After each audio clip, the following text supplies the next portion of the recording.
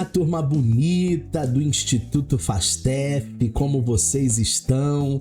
Estamos aqui de volta para nossa aula de número 2 da doutrina da Trindade, teologia da Trindade. É o que nós estamos estudando nesse mês, nesse módulo, e eu espero que todos vocês estejam comprometidos com essa nova disciplina. Você recebeu o seu material didático do Instituto Fastef, faça uma boa leitura, leia também os textos bíblicos, porque serão textos ali complementares para uma boa formação neste módulo. Hoje nós vamos continuar falando sobre a Trindade, dentro dessa doutrina, dentro dessa teologia, e o que as Escrituras falam sobre a Trindade nas Escrituras, a revelação progressiva da natureza triuna de Deus, do Antigo e do Novo Testamento. Lembra da aula passada que nós falamos, na aula passada, sobre o triteísmo e a triunidade? Professor, qual é a diferença? A diferença é que no triteísmo nós temos a ideia de que são 3 deuses. E isso não é bíblico. Nós somos filhos de apenas um único Deus, com 3 pessoas distintas. Já a triunidade seria o termo correto nessa doutrina que nós estamos aprendendo, chamada doutrina da Trindade, teologia da Trindade. Então, existem algumas pessoas que são partidárias ao triteísmo, acreditam que são 3 deuses, e nós não acreditamos assim. Nós acreditamos que é apenas um Deus com 3 personas diferentes. Existe uma revelação progressiva. A natureza triuna de Deus, ela não foi revelada de uma só vez. Ela vai se desdobrando ao longo da história bíblica, ficando plenamente manifesta com a vinda de Jesus Cristo e do Espírito Santo. Olha que coisa legal. Deus Pai não revela Deus Filho e Deus Espírito Santo imediatamente. São revelações da Trindade que são revelações periódicas. São revelações num momento certo, num kairos certo. O que é o kairos, professor Eduardo? O kairos é o tempo de Deus. E o que é o cronos? O cronos é o nosso tempo. Então, na doutrina da triunidade, na doutrina da Trindade, nessa teologia que nós estamos estudando hoje na aula de número 2, nós temos progressivamente a ideia do Deus Criador, a ideia do Deus Redentor, que é o Filho, e a ideia do Deus Consolador, que é o Espírito Santo. Nós precisamos entender esse monoteísmo bíblico. O que é o monoteísmo? A existência de um único Deus. Este é o fundamento de toda a revelação bíblica. Não existem vários deuses. Não existe um Deus que é Pai, um outro Deus que é Filho, um outro Deus que é Espírito Santo, uma outra deusa que é a mãe de Deus, uma outra deusa que é a tia de Deus. Não, não, não, não. Só existe um único Deus. O Deus do cristianismo é um Deus monoteísta. O Deus do islamismo também é um Deus monoteísta. Até o Deus do judaísmo também é um Deus monoteísta. Então nós temos o Shema. O Shema é o credo de Israel. Em Deuteronômio 6, verso 4 diz: ouve, ó Israel, o Senhor nosso Deus é o único Deus. Se você pergunta Para um israelita, para um hebreu, para um judeu, o que é a Shema ou o Shema é essa crença em um único Deus, em um Deus monoteísta.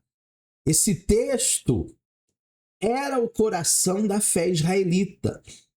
Em um mundo que era dominado pelo politeísmo, a crença em vários deuses, esta afirmação de um único Deus criador e Senhor do universo era radical e era transformadora. E essa é a ideia de Deus para a sua igreja. Essa é a ideia de Deus para o seu povo. Talvez você venha de uma cultura politeísta onde você servia vários deuses. Talvez você venha de uma cultura, de uma família politeísta que faziam altares, obrigações, promessas para várias entidades, para vários deuses. Então nós temos uma mudança radical quando nós nos convertermos ao cristianismo, quando a gente se converte à fé cristã.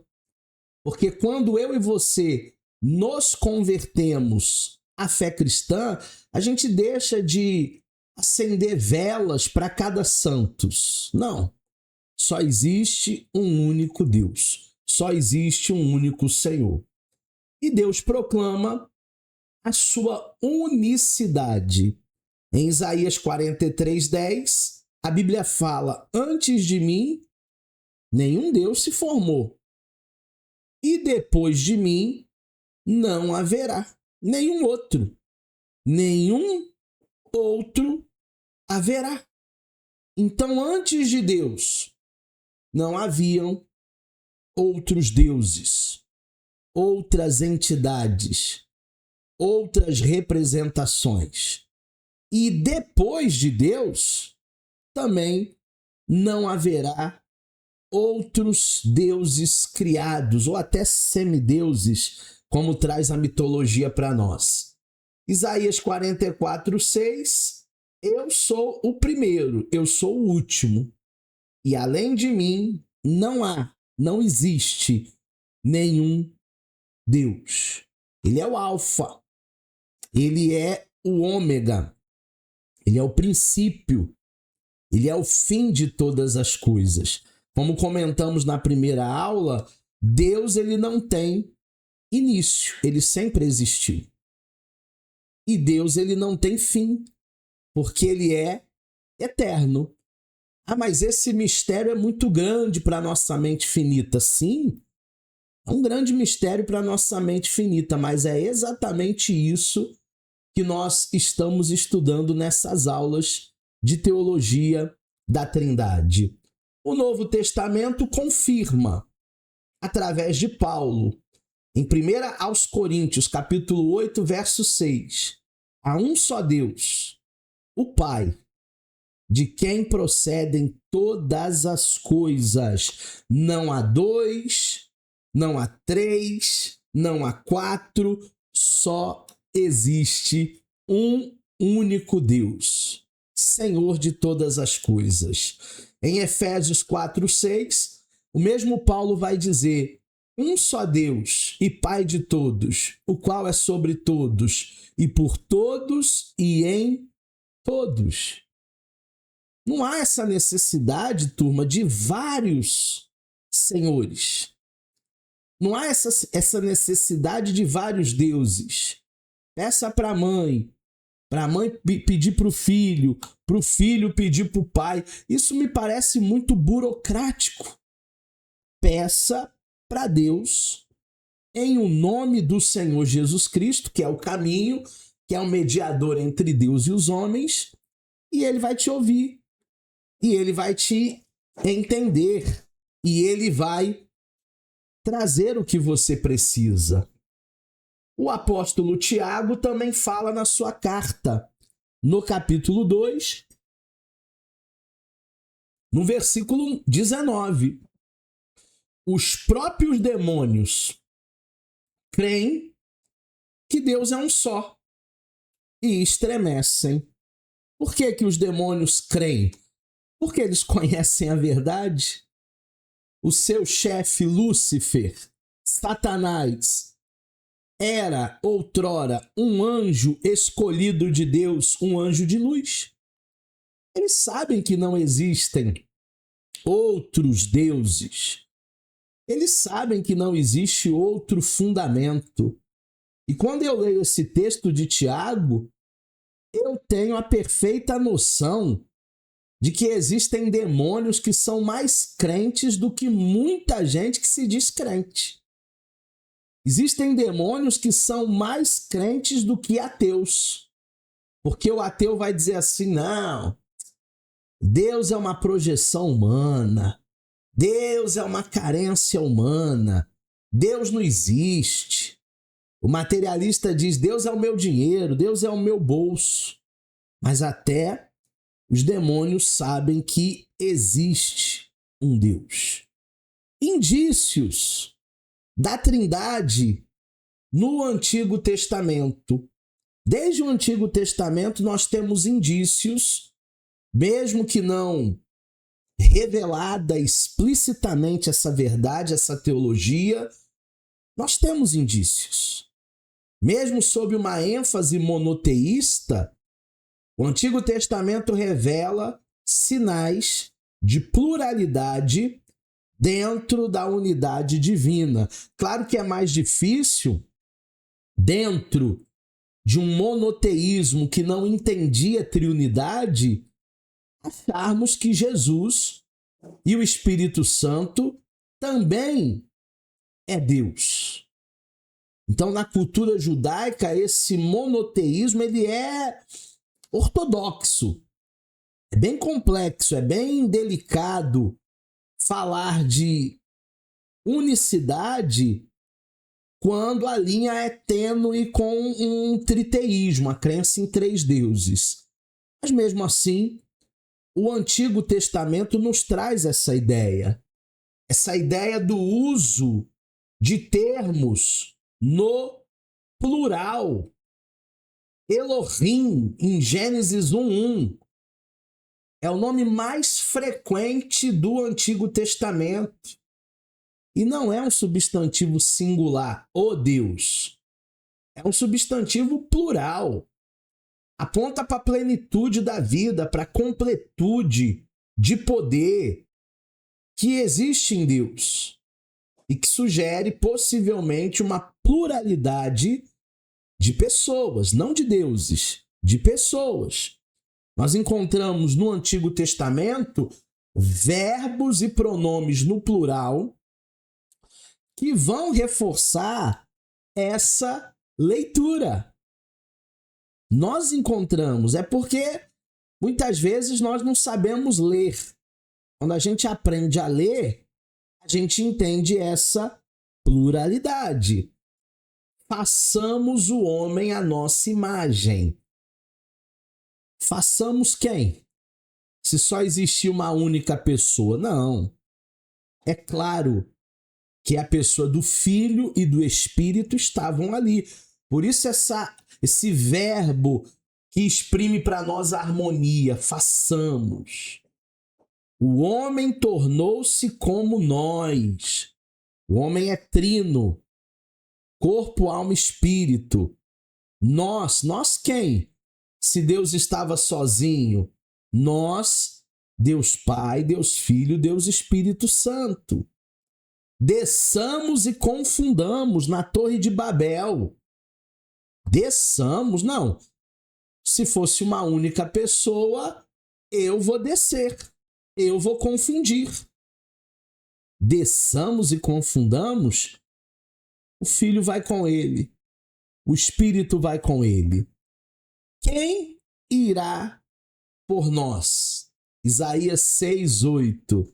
Nós quem? O Pai, o Filho, o Santo Espírito de Deus. Então é muito bom a gente fazer essa leitura dessa pluralidade, ainda que seja implícita, mas que nós já temos uma ideia de que as personas estão ali. de que as personas, elas existem de fato. E o anjo do Senhor? O anjo do Senhor também é um assunto muito debatido, muito confundido no Antigo Testamento. O anjo do Senhor, ele age como um intermediário divino, falando em nome de Deus e, ao mesmo tempo, identificando-se com o próprio Deus. Para mim, na minha teologia, e eu já falei isso para os alunos do avançado, na disciplina de angelologia, para mim, o anjo do Senhor no Antigo Testamento é o próprio Jesus. O anjo do Senhor, para mim, no AT, é o próprio Senhor Jesus. Não é nem uma teofania, não. É o próprio Senhor Jesus. Nós temos um exemplo lá em Jacó, Gênesis 31, do 11 ao 13, onde o anjo do Senhor aparece para Jacó e diz para ele: eu sou o Deus de Betel, Betel, casa do pão.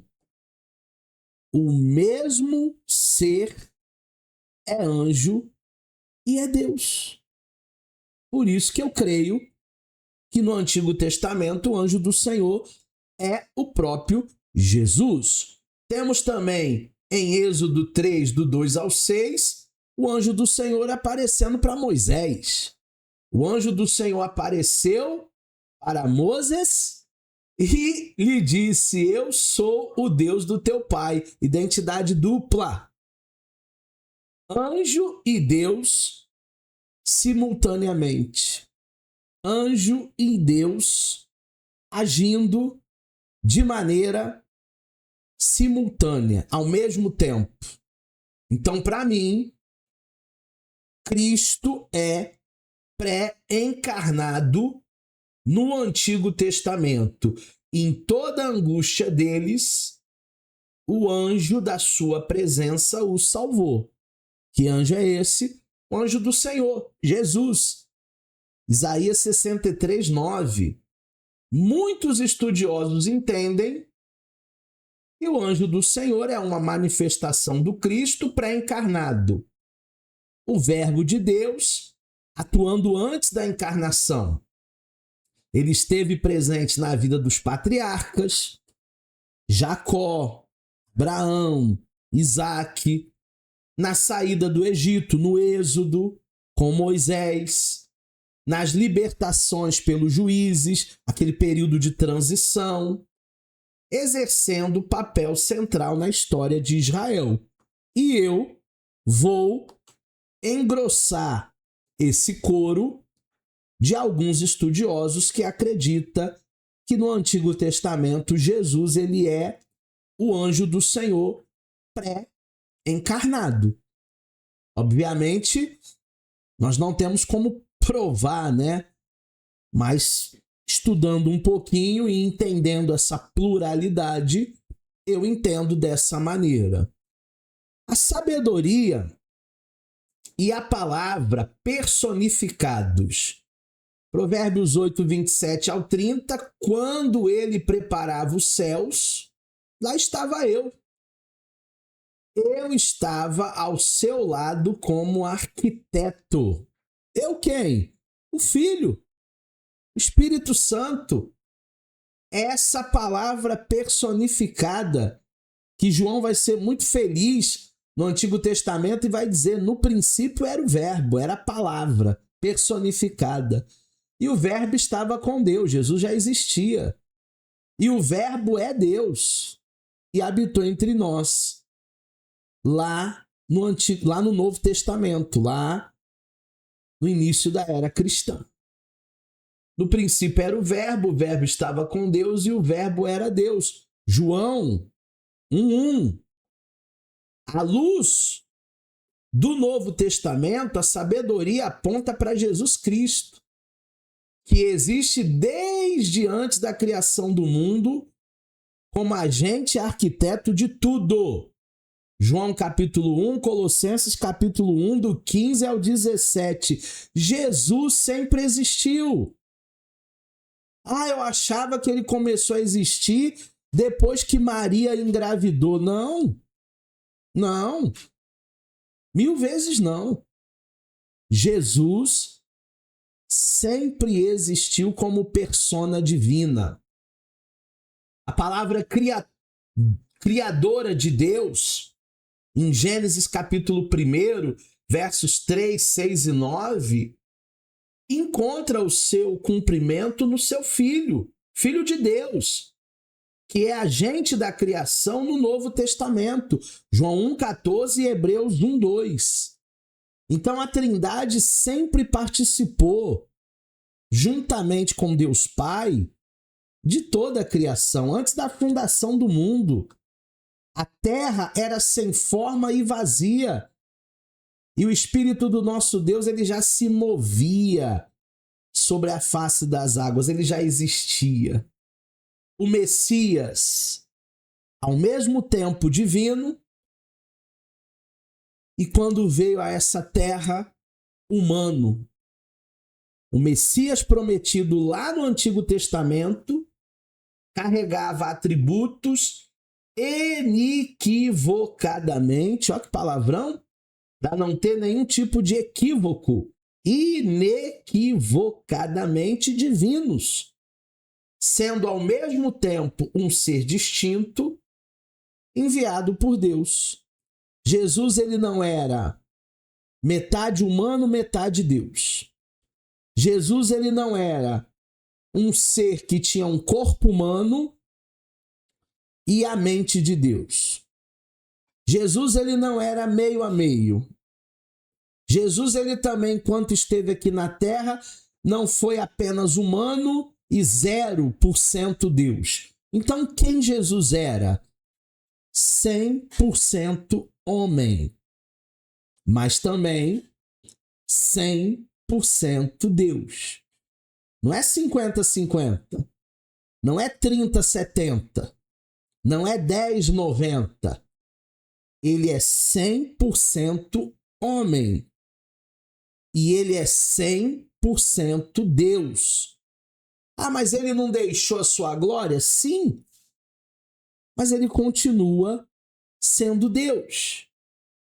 O seu nome será maravilhoso, Conselheiro, Deus forte, Pai da eternidade, Pai eterno, Príncipe da paz. Pelos nomes de Deus atribuídos a Jesus, você encontra aqui divindade.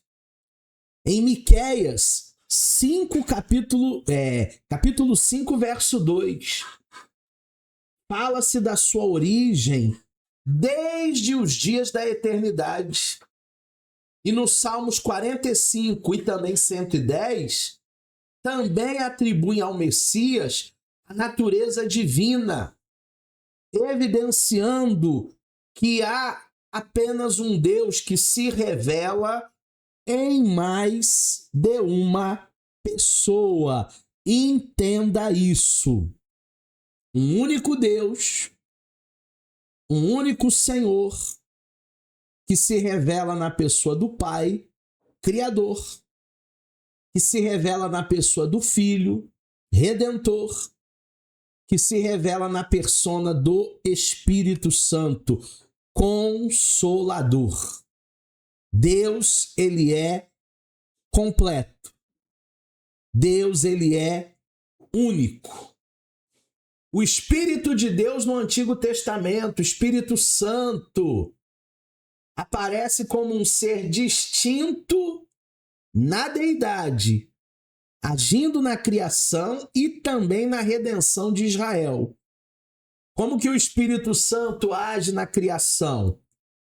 O Espírito de Deus pairava sobre as águas, Gênesis 1:2, vitalizando e ordenando o cosmos, Salmos 104:30. O Espírito Santo estava ali. O Espírito Santo sempre existiu, como Jesus. Sobre o servo, pus o meu espírito sobre ele. Isaías 42:1. Aplicando a Cristo no Novo Testamento, Pai, Servo e Espírito em um único versículo. Existem pessoas que acham que servir, diaconia, diminui alguém. Jesus, ele veio como homem de dores, sujeito às mesmas paixões que nós, sentiu fome, sentiu sede, sentiu sono, ficou com raiva. Isso é a parte humana de Cristo, que nós estudamos em Cristologia. Mas ele não deixa de ser Deus em nenhum momento, para se compadecer e para sentir a mesma coisa que um ser humano sente. O Espírito Santo estava sobre Jesus como servo. Serviço não é diminuição, serviço não é redução, serviço é grandeza. O próprio Deus, o próprio Jesus veio para servir e não para ser servido. E a Trindade em Isaías? O Senhor Deus me enviou juntamente com o seu Espírito. Isaías 48:16. Pai, Filho e Espírito Santo mencionados juntos. Nós falamos na primeira aula sobre o modalismo, né? Qual o problema do modalismo, professor? É que no modalismo, os três não podem ser mencionados juntos. Os três não podem aparecer na mesma cena. É como se fosse uma máscara para atuar como pai. É um autor. Um ator, né? Não um autor. É um ator. É um ator com uma máscara representando o pai. Depois ele sai de cena e volta com uma outra máscara representando o filho. Depois ele sai de cena e volta com uma terceira máscara representando o Espírito Santo. O problema é que esse mesmo autor nunca vai estar representando os três na mesma cena. E não é o que nós vemos em Isaías, não é o que nós vemos no Novo Testamento. O Antigo Testamento, ele aponta para a Trindade. Como tudo, tá? No Antigo Testamento aponta para Cristo. Nas obras da criação, da providência e da redenção, Deus, ele se mostrou agindo com o seu Espírito, agindo com a sua palavra, agindo com o seu anjo, revelando pluralidade dentro da unidade divina. Quase que não saiu pluralidade, hein? Deus, ele se revela no Antigo Testamento, de maneira plural. O Espírito Santo sempre está presente. Jesus, como anjo do Senhor, aparecendo em alguns momentos importantes. A Trindade no Novo Testamento, com a vinda de Cristo e também do Espírito Santo sendo derramado em Pentecostes, a doutrina da Trindade, ela é revelada de maneira clara, de maneira plena e de maneira definitiva. Os meus alunos que estudam comigo há mais tempo, eles sabem que eu costumo dizer que o Antigo Testamento é uma casa mobiliada, porém mal iluminada. Isso aí eu falo sempre para eles em várias disciplinas, várias matérias. O Antigo Testamento é uma casa mobiliada, porém mal iluminada. Já o Novo Testamento é essa mesma casa, com essa mesma mobília, só que agora a luz brilhou. E quando a luz brilha, as coisas ficam mais fáceis. De dia, se você abrir a janela, a luz entra. você nem precisa acender a lâmpada. Agora, de noite, aí você precisa iluminar. O Antigo Testamento, no Antigo Testamento, Jesus já está ali. O Espírito Santo já está ali. Porém, a gente não percebia, não entendia porque estava mal iluminado. Já agora, no Novo Testamento, nós temos essa iluminação. Existem 4 verdades fundamentais dentro daquilo que eu estou falando. O Novo Testamento apresenta essas 4 verdades para que juntas podemos fundamentar a doutrina da Trindade, a teologia da Trindade. Primeira, a unidade de Deus.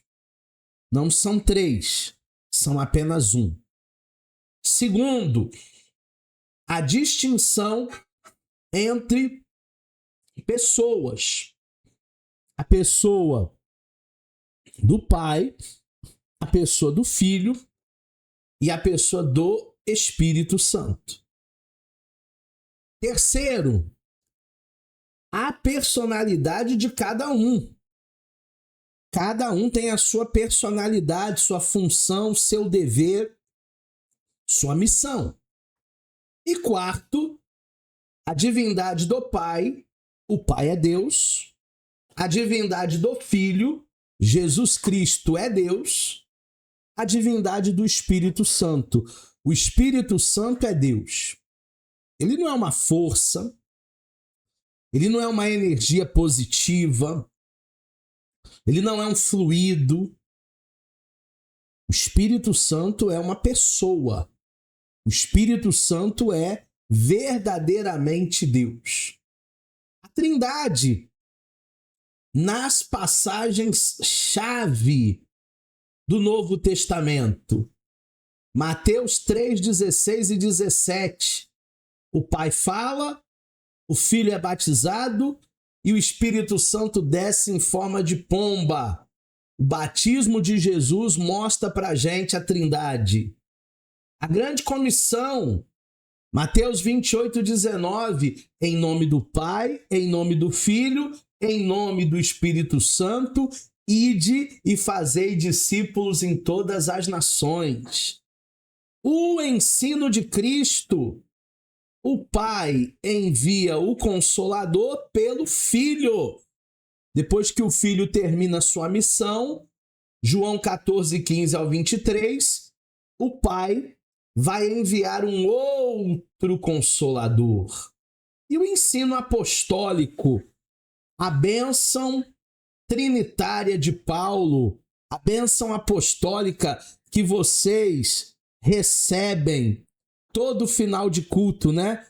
Tem algumas igrejas que todo final de culto o pastor ele dá a bênção apostólica, demonstrando que ele acredita na Trindade. A divindade do Pai, o Pai ocupa o primeiro lugar na doutrina da Trindade porque ele é a fonte, porque ele é a origem de todas as coisas. Não é o primeiro lugar num sentido hierárquico de que o Pai é melhor que o Filho, de que o Filho é melhor que o Espírito. Não. É num sentido de progressão. O Pai aparece primeiro como Criador, a posteriori o Filho aparece como Redentor e depois o Espírito Santo fecha como um outro Consolador. Deus como Pai. Essa palavra Pai, ela tem um peso para quem entende paternidade, né?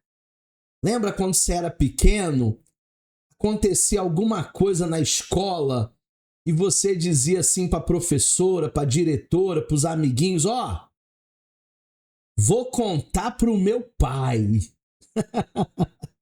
A paternidade. E nós temos um pai. Jesus ensinou que Deus ele é pai. Pai dos seus discípulos. E também dele mesmo. Embora, no mesmo sentido, ele não disse nosso pai, mas ele distinguiu o meu pai e o vosso pai, em João 20, 17.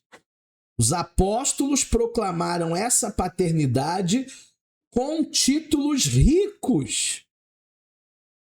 Deus Pai, Gálatas 1:1, Pai da Glória, Efésios 1:17, Pai das Luzes, Tiago 1:17, Pai de todos, Efésios 4:6.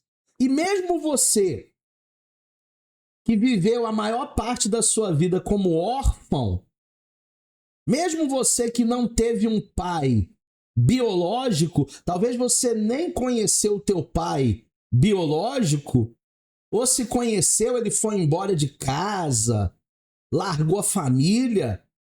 Saiba de uma coisa, você tem um pai que é Deus. Por isso que você não pode se ver abandonado no mundo, rejeitado no mundo.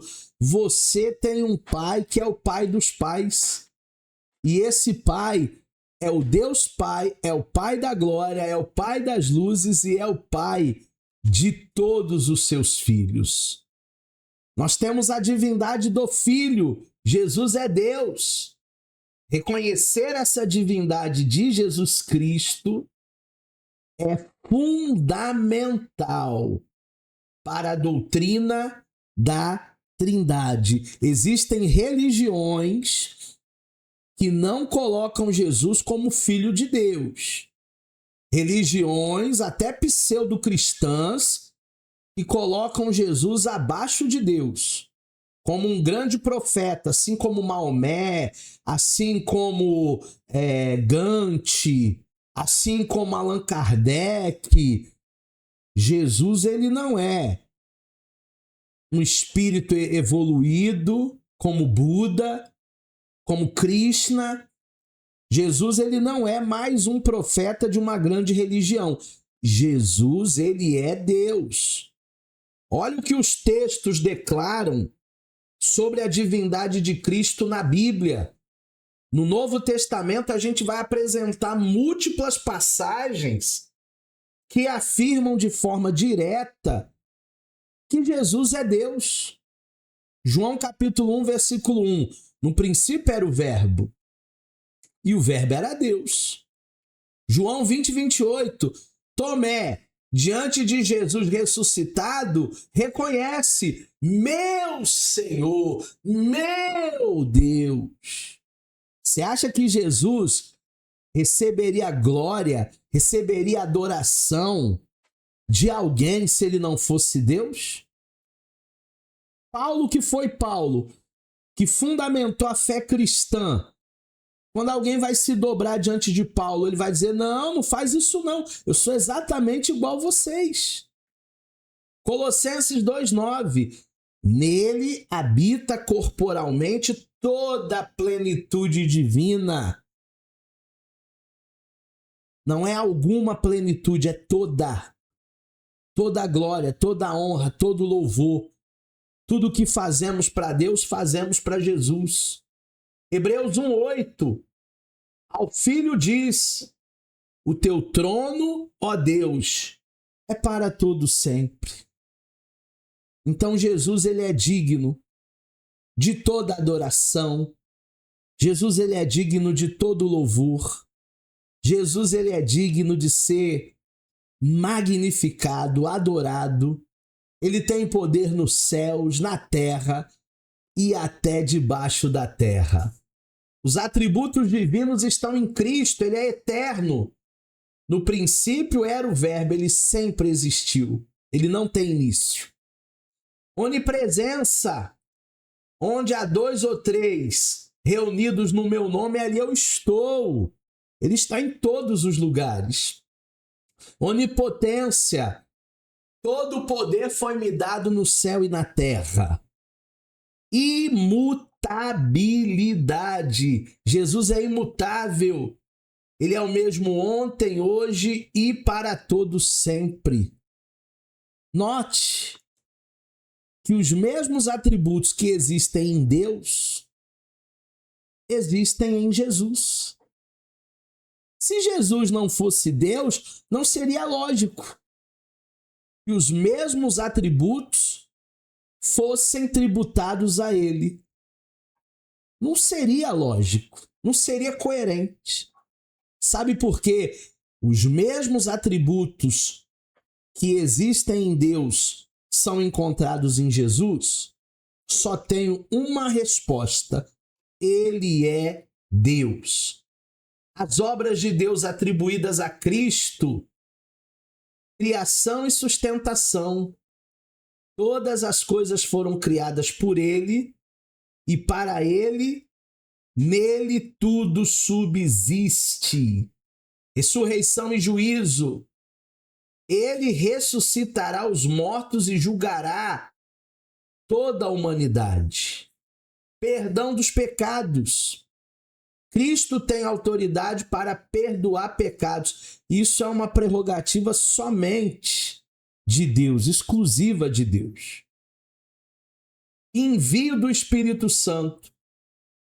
Ele prometeu e ele enviou o Espírito Consolador. Gente, quando Jesus falou para os religiosos de plantão, eu e o Pai somos um, eles se contorceram. Quando Jesus disse para o paralítico trazido pelo telhado por 4 amigos, levanta e anda. Só que antes de falar levanta e anda, ele disse, perdoados estão os teus pecados. E aí a turma gritou, né? Esperneou, né? Ah, quem pode perdoar pecados senão Deus? Seu herege, seu endemoniado. E Jesus olha para aquela turma que estava arrazoando em seus corações, porque ele conhece os corações, e aí ele dá o checkmate. O que é mais fácil? Dizer perdoados estão os seus pecados ou dizer levanta e anda? Então, para que vocês, turminha do mal, possam saber que eu sou Deus, levanta e anda. E o milagre aconteceu diante dos olhos de todos que não acreditavam na divindade do Filho. Os títulos divinos que Jesus recebe, Mateus 1:23, Emanuel, Deus conosco, não profeta conosco, não revolucionário conosco, não camarada do tumulto conosco, não líder de uma religião conosco, Deus. Filho do Altíssimo, Lucas 1:32, Mateus 14:33, Alfa e Ômega, o primeiro e o último, o início e o fim, Apocalipse 22:13, Rei dos Reis, Senhor dos Senhores.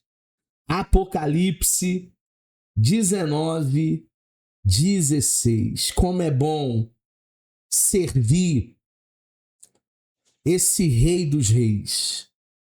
Como é bom servir esse Senhor dos Senhores. Esses títulos, somados à sua obra e atributos, estabelecem a base bíblica inequívoca para a plena divindade de Jesus Cristo. Contra fatos não existem argumentos. Jesus tem a mesma essência de Deus. Jesus é o próprio Deus.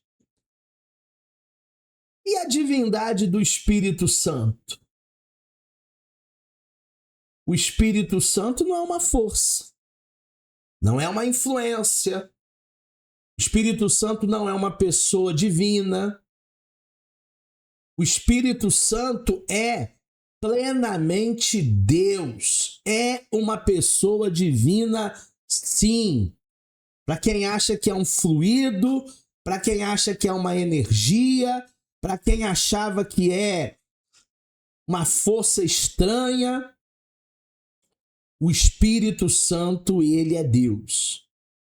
Ah, mas aonde temos isso no texto sagrado? Atos 5:3 até o 43, quando Ananias e Safira tentaram dar um balão lá em Pedro, porque enchestes o teu coração, Ananias, para mentir para o Espírito Santo. Vocês não mentistes aos homens, vocês mentistes para Deus. Você sabia que quem mente diante do Espírito Santo, que vê tudo, está presente em todos os lugares, não está mentindo para alguém, está mentindo para Deus? Mentir ao Espírito Santo é mentir para Deus. O argumento de Pedro equipara diretamente o Espírito Santo a Deus. Existem pessoas que têm uma ilusão que vão fazer alguma coisa errada e que vão conseguir fugir das consequências. Turma boa do Instituto FASTEF, Deus, ele vê tudo. Deus, ele está em todos os lugares. Tem gente que quando quer pecar, olha para frente, olha para um lado, olha para o outro, olha até para trás, mas esquece de olhar para cima. O Espírito Santo, ele está te vendo. Alguns textos que declaram a divindade dele. 2 Coríntios 3, 17 e 18. O Espírito do Senhor, o Senhor é o Espírito. Identidade de natureza com Deus. Espírito com letra maiúscula é sempre o Espírito Santo.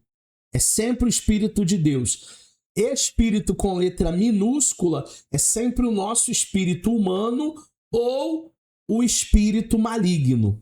Espíritos ruins.